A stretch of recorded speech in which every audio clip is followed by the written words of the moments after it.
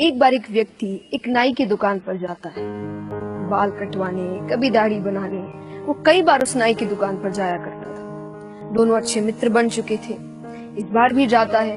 दोनों बहुत सी बातें करते थे, कभी देश को लेकर, कभी समाज को लेकर, कभी राजनीति को लेकर, कभी परिवार को लेकर। आज भी वही बातें हो रही हैं। बातें करते करते उनका प्रसंग, उनकी बातें भगवान तक पहुंचती है। अब भगवान का नाम आते ही नाई ने कहा, देखो भाई, मैं तो भगवान को नहीं मानता, मेरी नजर में भगवान है ही नहीं। व्यक्ति ने कहा, तुम ऐसा क्यों कह रहे हो, ऐसा तुम्हें क्यों लगता है? नाई ने कहा, अरे जरा मेरी गली में चलो, वहाँ के लोगों को देखो, कितने दुखी हैं, कितने निराश हैं, उनके जीवन में कितनी दिक्कतें हैं। अगर भगवान होते तो इतनी दिक्कतें थोड़ी होती, वे इतने दुखी थोड़ी होते। तो मेरी नजर में तो भगवान नहीं है। व्यक्ति ने सोचा वो थोड़ा उन्हें समझाए, लेकिन वो उस परिस्थिति में नहीं था कि कोई भी बात समझ सके। बात झगड़ा बन सकता था, इसलिए वो व्यक्ति शांत होकर वहां से चला गया। थोड़ी ही दूर जाता है कि सामने से एक बुजुर्ग आ रहे थे। दाढ़ी मूछ खूब बड़ी बड़ी है, बाल बड़े बड़े हैं। उन्हें देखकर उसके दिमाग में एक बात आती है। वो वापस उस नाई की दुकान पर जाता है। जाकर कहता है, अरे सुनो, तुम्हें पता है इस पूरी दुनिया में नाई है ही नहीं। नाई ने कहा, ये कैसा मजाक है? अरे मैं तुम्हारे सामने हूँ, मैं एक नाई हूँ। बोले, नहीं नहीं, ये तुम्हारी गलतफहमी है, इस पूरी दुनिया में नाई कहीं भी नहीं है। अरे कैसे नहीं है?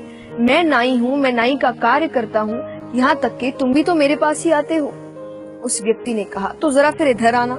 सामने से जो बुजुर्ग आ रहे थे वो उनकी तरफ इशारा करता है, ये देखो, अगर नाई होते तो इनके बाल इतने बड़े होते, इनकी दाढ़ी मूछ इतनी बड़ी होती।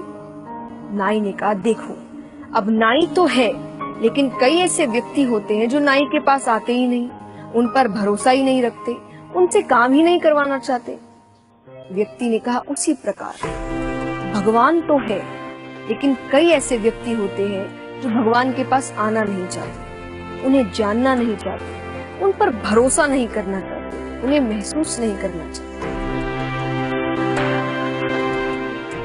अगर आप भगवान से जुड़ते हैं तो आपके जीवन में जितने भी दुख आते हैं, या आप निराशा में रहते हैं, या जो दिक्कतों में रहते हैं, भगवान आपको उससे लड़ने की हिम्मत देते हैं।